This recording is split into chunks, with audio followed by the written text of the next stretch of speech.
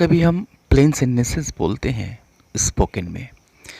Plane sentences कहने का मतलब है जैसे आई गो टू स्कूल या फिर I went two by vegetables. ये प्लेन सेंटेंसेस हैं। अगर मैं पूछूं कि क्या तुम स्कूल जाते हो तो आपका आंसर क्या होगा? क्या आप ये कहेंगे मैं स्कूल जाता हूँ, या फिर आप ये कहेंगे हाँ जाता तो हूँ? निश्चित तौर पे आप ये कहेंगे हाँ जाता तो हूँ।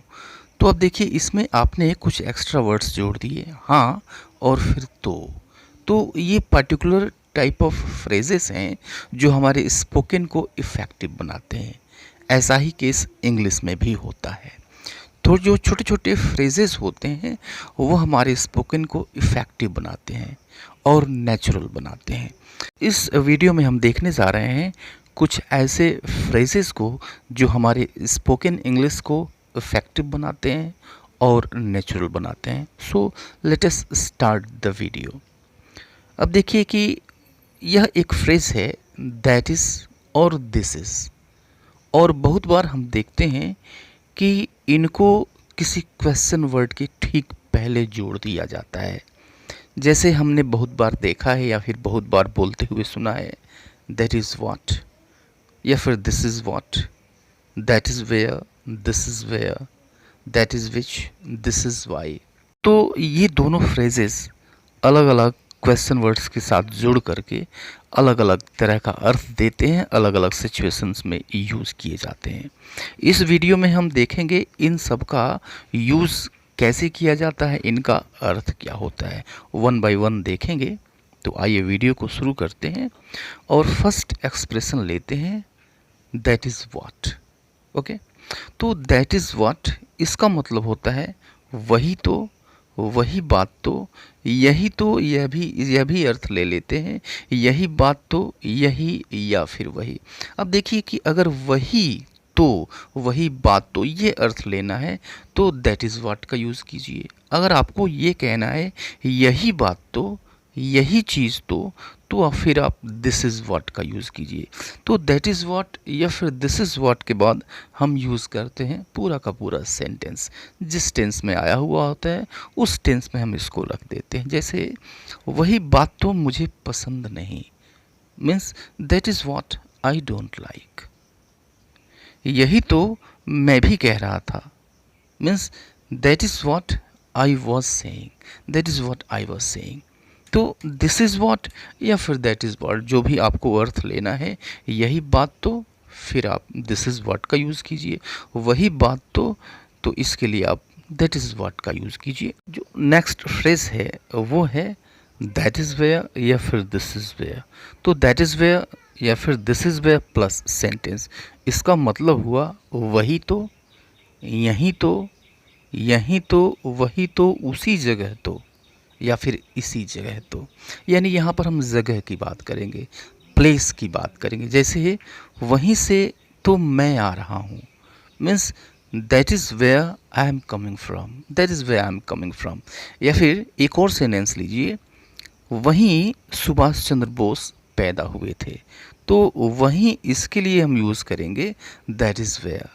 सुभाष चंद्र बोस पैदा हुए थे, सुभाष चंद्र बोस वॉज बॉर्न। वहीं तो सुभाष चंद्र बोस पैदा हुए थे। राइट, ये दो एग्जाम्पल्स, काफ़ी इजी सा स्ट्रक्चर है लेकिन काफ़ी यूज़फुल है आपके लिए। अगर अब तक आपने वीडियो को लाइक नहीं किया है तो आपसे रिक्वेस्ट है कि वीडियो को लाइक कर लें, सब्सक्राइब नहीं किया है तो सब्सक्राइब कर लें और अपने फ्रेंड्स को भी शेयर कर दें ताकि उनको भी इसका बेनिफिट मिल सके। आगे देखते हैं, जो नेक्स्ट एक्सप्रेशन है, जो नेक्स्ट फ्रेज है वो है दैट इज़ हाउ। तो that is how plus sentence ये होता है, मीन्स ऐसे ही। तो दैट इज़ हाउ या फिर दिस इज़ हाउ अर्थ के अनुसार आप किसी का भी यूज़ कीजिए। ऐसे ही दिस इज़ हाउ, वैसे ही दैट इज़ हाउ। तो दिस इज़ हाउ या फिर that is how plus sentence, ऐसे ही या फिर ऐसे, या फिर इसी तरह, या फिर उसी तरह, या फिर वैसे, या फिर वैसे ही। तो हिंदी में इस तरह का अर्थ देता है। काफ़ी प्रचलित फ्रेज है, इसको हम स्पोकन में यूज़ करते हैं। जैसे ऐसे ही सबने इंग्लिश सीखा, यानी जिस तरह से हम सीख रहे हैं वैसे ही या फिर ऐसे ही सबने इंग्लिश सीखा। Means this is how everyone learned English, this is how everyone learned English. इसी तरह मैंने इसको घुमाया और फिर ख़राब हो गया, तो इसी तरह मैंने इसे घुमाया means that is how I turn it, that is how I turn it. इसी तरह से या फिर उसी तरह से मैंने इसे घुमाया, this is that is how I turn it, right. Next expression है दैट इज़ व्हेन या फिर this is when plus sentence.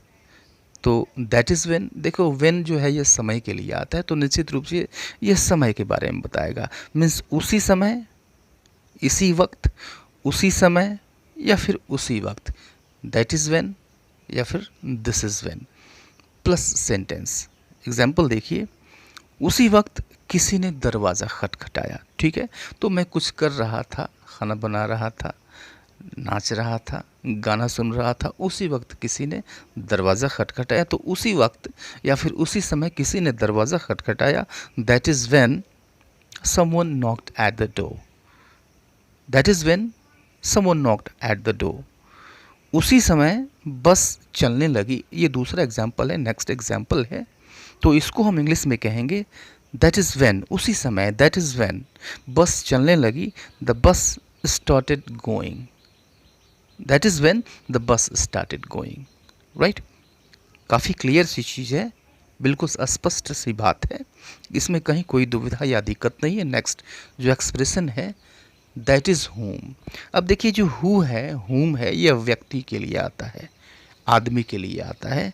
तो दैट इज़ होम या फिर दिस इज़ होम, इसका मतलब होता है उसी को तो, या फिर उसी को, उससे ही तो, या फिर उससे ही, राइट। तो जो आपको अर्थ लेना है, दिस इज़ होम यानी इसी को तो, इसी से, या फिर दैट इज़ होम उसी को, उसी से प्लस सेंटेंस। पूरा स्ट्रक्चर होता है, आदमी के लिए यूज़ किया जाता है। एग्जाम्पल देखिए और इसको ज़्यादा क्लियर कीजिए कि उसी को तो मैंने डांटा था, means that is home I scolded, उसी को तो मैंने डांटा था, that is home I scolded. एक और एग्जाम्पल लीजिए, उसी से तो तुमने बात की थी, right. Means that is whom you had talked to, that is whom you had talked to. तो अब देखिए किसी से बात करने के लिए हम टॉक टू समवन यह यूज़ करते हैं।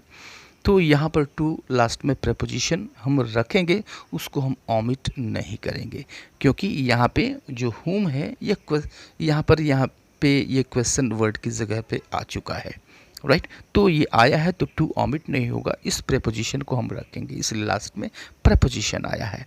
That is whom you had talk to, यानी उसी से तो तुमने बात की थी, राइट।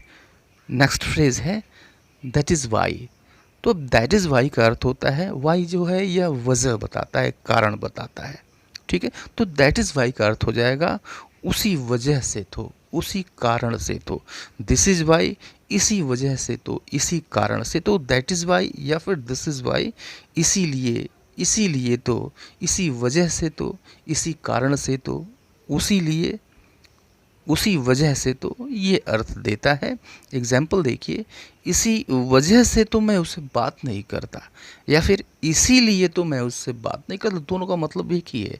तो इंग्लिश में दोनों को हम ऐसे ही बोलेंगे, एक ही तरह से बोलेंगे। Means that is why I don't talk to him, that is why I don't talk to him, इसी वजह से तो, या फिर इसीलिए तो, इसी कारण तो मैं उससे बात नहीं करता। नेक्स्ट एक और एग्जाम्पल देखिए, इसीलिए वह यहाँ आया था। तो अब इसको इंग्लिश में कहेंगे that is why he had come here, that is why he had come here. तो अभी के लिए बस इतना ही रहने देते हैं। वीडियो निश्चित रूप से आपको पसंद आया होगा, आपने इसको लाइक भी कर दिया होगा, सब्सक्राइब भी अगर नहीं किया होगा तो अभी कर लें और अपने फ्रेंड्स को शेयर कर दें तो बड़ी अच्छी बात होगी। मिलता है नेक्स्ट वीडियो, तब तक के लिए गुड बाय एंड टेक।